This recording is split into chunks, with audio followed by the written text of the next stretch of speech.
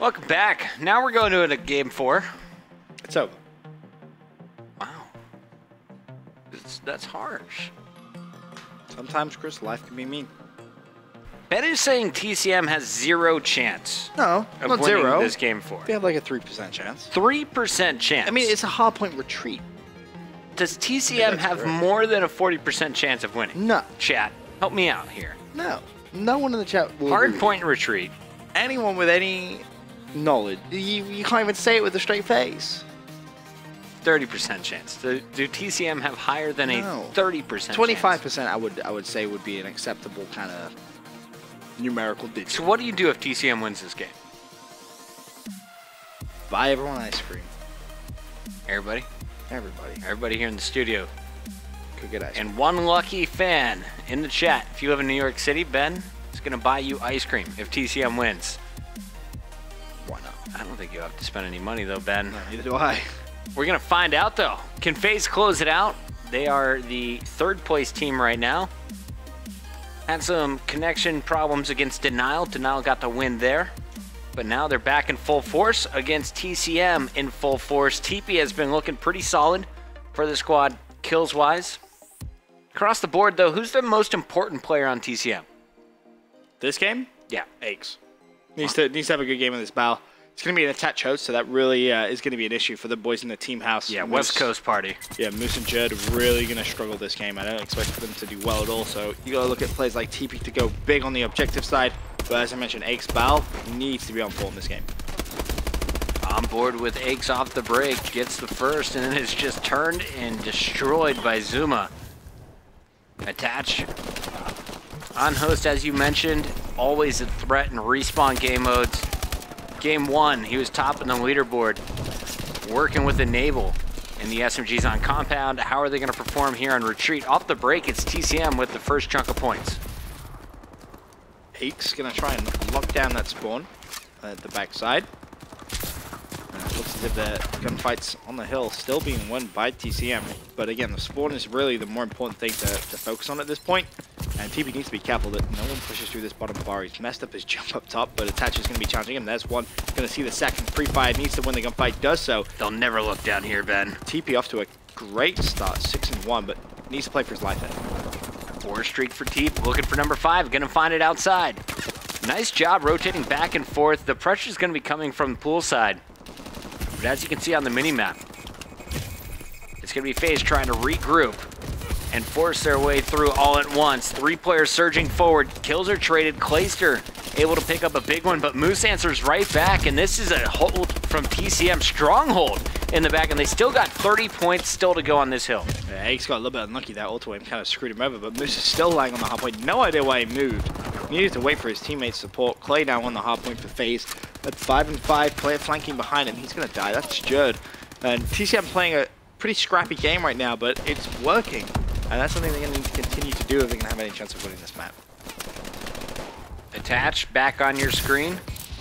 Going to work with one teammate leading the charge down poolside. They're going to try and set up for this new hill, but it's going to be TCM set up first. As the last seconds will tick off in favor of Faze, it's now TCM growing their lead once again. 53 and counting to just 37. Not too big of a lead after our first 3 hard points, or first 2 hard points, but this third one, this is a massive hill, and already Faze is broken through behind Zuma. He's on a 4 streak. You got Enable on a 2 streak. Zuma's just been the most consistent player I can think of so far in Pro League Season 3. Yeah, he's been so good. Consistently putting up big numbers for Fantasy and big numbers for himself. Just huge performances when his team needs him. And, you know, just when his team was down, he goes on a 6 streak.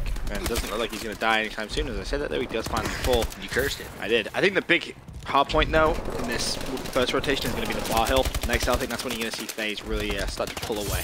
And one of the best assets they have is Attach on that bar hill. He just loves staying alive, jumping up and down, letting the bowels behind him clear the way. Aches is trying to contend here. He picked up a 2-piece, won't be able to get much more. TCM not going to stop Faze, and it was, what, a 16-point advantage in favor of TCM? Now look how the tides have turned. 22-point advantage for Faze. Zuma's inside. There's a 2, looking for the 3. Attach is about to get there, and you got Clayster setting up with the bow. kind of as expected, Jerd and Moose both struggling early on in this game. We've got to look at TP and Aches to just go absolutely off. And to be fair, TP really impressing at 18 and 10. He's on a 4 streak trying to get all the kills on the hardpoint. It's just so tough though when you have the likes of Aches and Zuma, you know, hyper-aggressive SMGs just continuously flooding you. You can't expect him to win all those gunfights consistently. Has Jerd always been at the caliber he's playing at right now? Because I remember Honestly, him being so hyped up as an American caster going over. Everyone in all of Europe was just telling me Jerd is the player to watch. He is the god of the UK. I'm going to be honest, I don't think you've really seen Jerd in full force on AW. I think his Black Ops 2 name still kind of is very high. People kind of remember that Jerd. But if I say, you know, when was the last time Jerd went off? Because he was King Jerd. He does what he wants was the big saying for a while ago. When was the last time he went completely off at a North American event? You look at Black Ops 2 all the time. Like Anaheim, he made that event pretty much his own. Like he was single-handedly just destroying people. But on AW, I don't know. That may just be me, but I feel like this game, you don't really see that Jerd that you want to see. Yeah, 9 and 17. You are playing cross-country for the connection. That is not acceptable numbers. You got to get more kills here if you're one of the lead slaying subs. This is where it's very interesting though, because for Jerd and Moose being European, it's something they've never really experienced fully. Right. Playing from east to west, like I can tell you the first time it happened to me, I was like, what is going on? I thought I was playing like people in like Finland. It was ridiculous. It doesn't make sense. It's one of the worst things to do. Like I thought playing French people was tough because they have godlike internet, but there is nothing worse than playing like east to west. It's a very, very difficult feat to do, and it does take some getting used to. Yes, of course, the guys have been in North America for a while now. Yes, they should be used to it. But still, there's going to be moments where they're like, these people should be dying. Like, what am I supposed to do? 26 points separate these two teams. Faze taking over on hard points 3 and 4. Now, as you see it go to the 6 hard point, right back to the middle. TCM trying to get back in this game. 30 points left. They're slowly gathering points. Aches has to lay down the cover fire, though, and they simply can't string them together. Seems to be about 1 kill, die, 1 kill, die. No one going on those massive streaks like you saw from Zuma earlier. Yeah, and really that's what someone from TCM is going to have to do if they can have any chance of winning this game. TP looking to pick up the 14 seconds of scrap time. One player is huge right now, and it's going to be this man, Jerd, and he's pretty much dead. Yep, falls, not able to pick up any of those kills on rotation. Aches picks up that scrap time. It's a relatively close game, but again, Turtle Hill, I think Faze now should be good at building themselves a lead once again. TCM very slow to rotate, didn't win any of the rotation gunfights, but luckily managed to win that first wave of gunfights, so they get a second chance somewhat at Turtle Hub. Nice push there. They sent one guy through bottom lobby, the other two jumped pool wall, and it was a great pinch all at once. You're going to see it play out now. TCM, they held this hill the first rotation. They got out to a 16-point advantage. Can they do it once again? They're about to tie things up if Jerd can win this fight. He just needs to stay alive, to be honest with you. Wait for some teammate support. And Aches was there with the battle. 3 players drop again, last player on hill. And they need to pinch him. But TCM being very slow about it. Oh, wow, Aches with a... It's a nice hip fire. Hip fire headshot attached. Is going to be pretty confused about what just happened there. TCM looking good, though, to tie up this game. Again, though, rotation, important here. And no one from TCM has started that rotation yet, whereas Faze have. So Faze look as if they're going to pick up scrap and early time of the next couple of hardpoints. Yeah, Faze picked up 4 of those last 5 kills. Jerd will escape through and get to the new hardpoint, but immediately dips out. And this is actually not a terrible thing if your teammates are dead. Everyone's alive, though. They're all slowly pushing up the mid. No good spawns for the squad. Now you have Faze with total control, and look at that red arrow spread. Awful spawns. Fantastic play from Faze.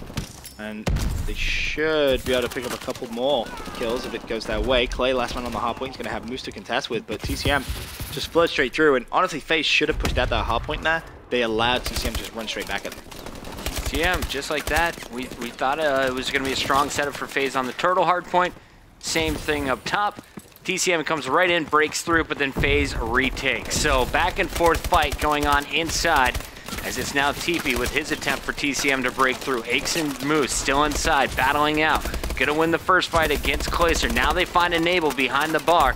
And good shots going down for TCM. They should be able to gather the last 3 seconds, but really this hill is done. It's all about the bar down low. And that's one of the first times you've seen TCM rotate early and actually have a pretty solid setup. Now can they just slay out is going to be the question. The answer, nope.